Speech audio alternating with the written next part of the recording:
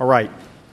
So we have a message I must read because it's from Natalia Petrenko. For those who don't know her, Doctor of Economics, Chairman of the Progressive Socialist Party of Ukraine, but a person who ran as a candidate for the presidency of Ukraine back in 1999 and was almost assassinated at that time, and has been associated with the Schiller Institute from before that point. I'm going to excerpt her message, and then we have a final video, and we'll be at our conclusion. She said, "I am proud to be taking part together with the LaRouche movement in the fight to change the world and save civilization. I am proud to know Lyndon and Helga LaRouche, these outstanding public figures of our time, personally, and to know many LaRouche movement activists in the United States, Germany, France, Italy, Austria, and other countries. The officials in Brussels and Washington, pursuing their geopolitical goals and defending their own personal selfish interests, have entered into a shameful alliance with Ukrainian Nazis. Today, southeastern Ukraine is drowning in blood. Thousands of people have been killed. Tens of thousands are refugees. We have had the tragedies in Mariupol and Volnovaka, the blockade and humanitarian catastrophe in Slavyansk, and the use of cluster bombs and phosphorus bombs against civilians. These events and much more are going on right in front of our eyes in the center of Europe. But the United Nations and the OSCE remain silent, and neither the Red Cross nor journalists from international news agencies are operating in the hotspots of Ukraine. And in this setting, a massive media campaign has been launched within Ukraine aimed at turning the entire population of our country into Nazis and pitiless killer robots for the purpose of inciting war with Russia. There is no doubt that this would be a catastrophe for the Eurasian continent. I am certain that, as always, you will deliberate in depth on the causes of the war in Ukraine and identify who ordered it and carried it out and what their motives are. And as always, you will offer a peaceful alternative. I promise to do everything possible to bring your findings to the citizens of Ukraine. I wish you every success. Yours, Natalia Petrenko."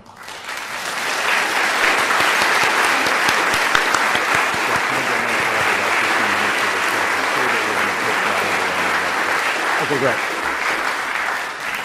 What we're going to do is the following. We have a video we're not going to show, which is of Congressman Neil Gallagher. We have been requested, Helga has requested that we have at least 15 minutes of discussion, which means we'll start that right away. And for people who want to see that, just you can check our website. Also, there are other messages. Let me acknowledge we have a message from South Africa, a message from the Republic of Korea, and some others. And all of these will be made available there as well. So we'll open the floor at this point for questions. Is Matthew there?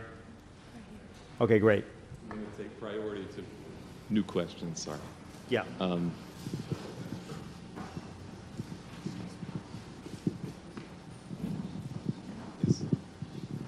Yeah, I'm very excited about all the global development projects that you've mentioned, and it seems to me they require that the existing energy systems hold together until the new energy systems are put in place. How long, what time frame do you think we have to work within before the existing systems are no longer available? Well, we have to have an absolute crash development of nuclear power. We're going to need 5,000 nuclear power plants while we have a crash program to develop fusion, to have it online by about perhaps 2030, 2040, depending on how much effort we put into it. In the meantime, we have to, of course, use whatever energy we can pull together by hydro and other things. Certainly no solar panels, no windmills. We don't waste resources on backward technologies.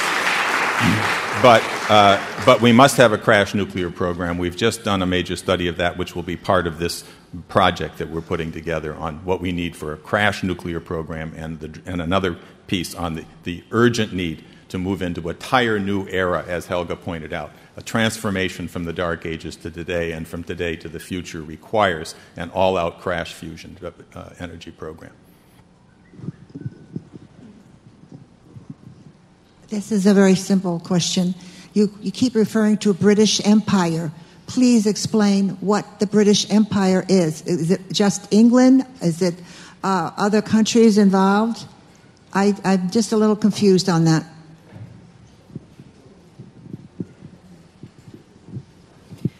The British Empire is a financial oligarchy and a monarchy of the Queen of England, whose intention is to destroy the sovereignty of nation states, to reduce the world population, and to actually destroy the conception of human creative progress and everything that we've brought up here today.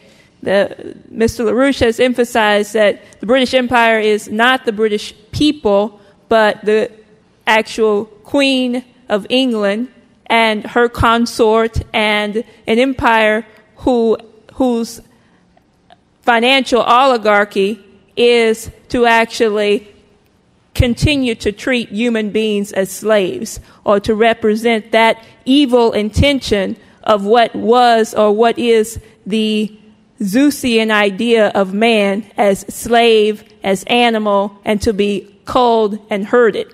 So in short, that is why we have to destroy the British Empire, because it goes against every single aspect of what our human tradition of creative progress represents.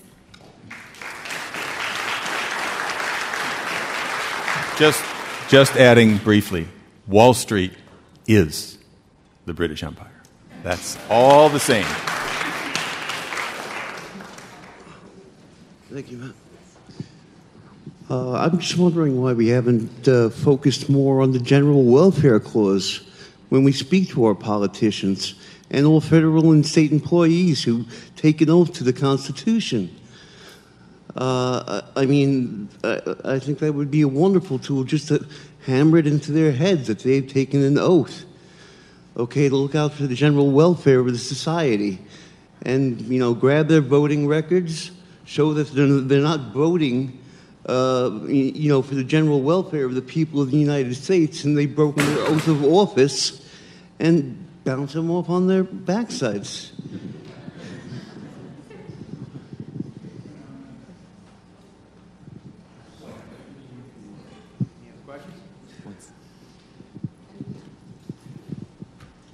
Yeah, my question is for Mr. Billington regarding the nuclear power projects. I mean, after Fukushima, there was a major review of the nuclear power plants, whether they are safe or not, and with the green parties all over the place, they all protest against that, and they encourage more solar than any other thing. Why is this deviation from what is currently being professed or supported to nuclear energy? How can it be safer? And also, in view of the so-called heaters probably used, or weather wars, or possible weather wars that may emanate in the future from projects like HARP and 19 others, how can these also be observed, and whether nuclear energy will be safe in earthquakes or in such projects, flooding such stations, like we saw recently in Serbia on the Balkans, for example, floods which have unprecedented for 120 years. We are witnessing global warming beyond any doubt. Glaciers are melting down. So many things that makes nuclear plants unsafe, probably. No. Well, how many people died at Fukushima? 0. Nobody died at Fukushima. Nobody died at Fukushima. Nobody's dying from the pollution. There's no pollution. This is all lies. This is the British Green ideology. This is the attack on human knowledge. This is the attack on the brains of our citizens. This is the brainwashing that we have to absolutely root out and destroy, this green disease, green fascism. Fascism is green. So, in terms of weather, I'll just mention that our science basement team is now deeply involved in looking into some very exciting new technologies that are being developed to tap into the water in the atmosphere through ionization. It's in areas like the desert in the United States that was on that map. We have this wonderful plan for Nawapa to bring water down from Canada, but it's actually too late. You have such a horrible drought brought on by changes in the solar system. that we have to find emergency measures now, and there are measures. They're going to require some real scientific battles, but we're involved in that, and we have to activate those as fast as we can. But there's no question but that we have to have a passion to destroy this green ideology and revive the idea of the creative power of the human mind over nature.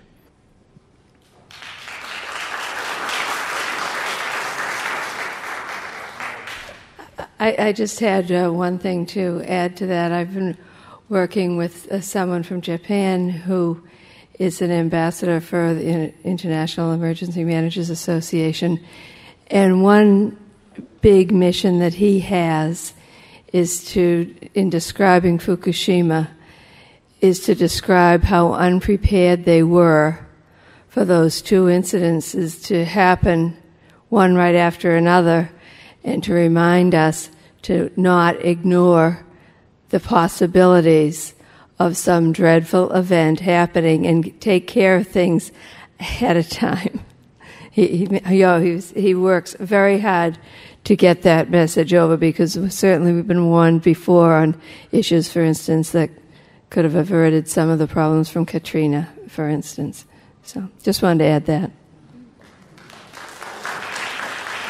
Just before your question, I'm reminded to tell people to go to the literature table, by the way, precisely for this sort of topic, where if you go there and you see the various things that we have there, there's an extensive story I believe Megan Beats wrote on the 30-year war against thermonuclear fusion. The truth is that the attacks on nuclear power were always an attack on thermonuclear fusion, which was known by the 1950s to be an absolutely feasible and immediately implementable energy capability.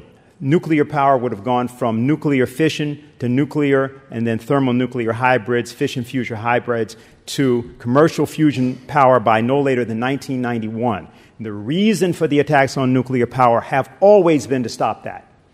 That was always what it was about. It has never been about the question of radiation, never been about the question of pollution, never been about anything that people have been told. It was always because the fact was it was known that there was a process, an energy process from seawater, from deuterium and tritium, which could be implemented.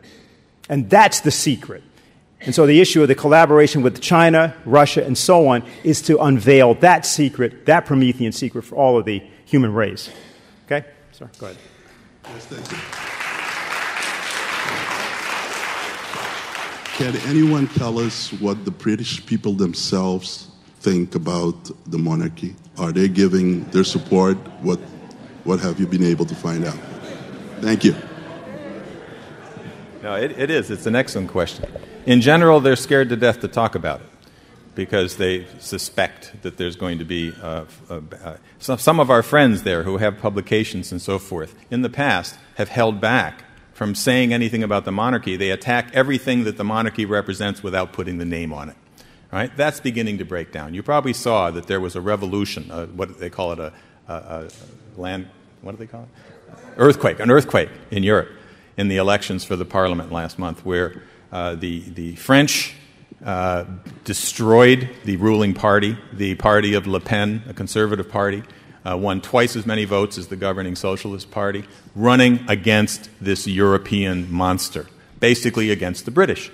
And in England itself, the so-called UKIP, the UK Independence Party, a populist party, but they are against the existing parties, and they swept the election. Now, that's created a bit of a shift in England, where now, really for the first time, you're beginning to see some of these institutions say, this monarchy is sick, degenerate, and has to go. But it's not that much. It's going to require that America beats the British system here, the monarchy's power on Wall Street, in order to bring about a resolution of the British problem.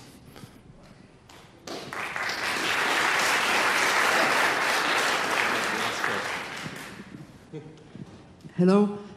I bring greetings from the Schiller Institute in Denmark.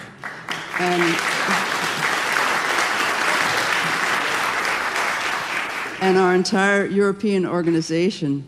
And I just want to say that back in the late 1700s, there was a celebration of the ideas and the works of Friedrich Schiller in a small town north of Copenhagen. And then the message came in the middle of the celebration that Friedrich Schiller had died. And then they turned it into a memorial service, and they even sang a special verse that they composed of the Ode to Joy in his honor. But then they found out that he had not died, but he was very sick, and he was very poor and forced to work even though he was sick because of problems with money. So the poet there, Baggesen, organized the Danish finance minister and a prince of Denmark to support financially Friedrich Schiller for several years, which really saved his life. And I just bring this up to say that our European organization, at this time, as Helga said, the point of the Schiller Institute was to look and seek out the best ideas in whatever culture, whatever country, even on the other side of the world. And our European organization is working very hard to publicize the ideas of Lenin, LaRouche, Helga, and the others in Europe. But we also know that it's up to you. If we're going to make this break, if we're going to make the break for the future and avoid the disaster, it has to come from the United States.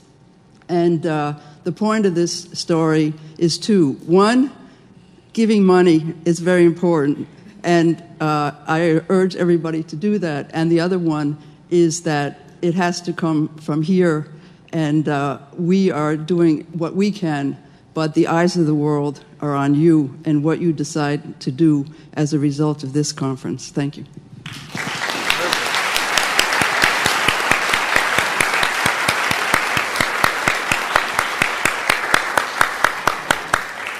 And obviously, on that note, we are going to conclude. All right, our concert starts at 7:30. We'll see you all back here. And for those that won't be able to come, thank you for coming to our conference today, and come back.